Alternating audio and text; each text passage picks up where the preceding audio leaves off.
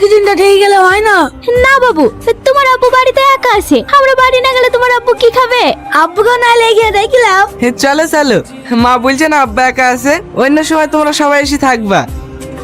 কি হয়েছে এরকম ভাবে তাকাইছো কেনে? আমি সারাদিন কষ্ট করে ঘর মুছি আর উনি নোংরা করতে ব্যস্ত থাকি। রোহন বাড়িতে আছি ভাই। তুই যেটা ভাবছিস সেরকম কিছুই না, গায়ে একটু ধুলো লেগে গেছিল তো সেটাই তোর ভাবি ছেড়ে দিছে। হো, আজকে আমার ছেলের জন্মদিন, ভাবি গেলি সন্ধ্যাবেলায় চলে আসিস।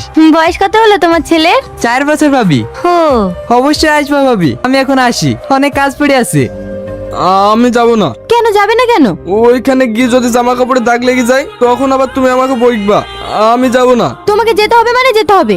আমি যেতে পারি, কিন্তু একটা শর্ত আছে। কি শর্ত? তুমি যদি বদলাও তাহলেই আমি তোমার সাথে যাব, না হলে আমি কোথাও যাব না। আমি কি এতই খারাপ যে আমাকে নিয়ে তুমি কোথাও যেতে পারবে না? ঠিক আছে, আমি আজ থেকেই বদলে যাব। সত্যি বলছো তো?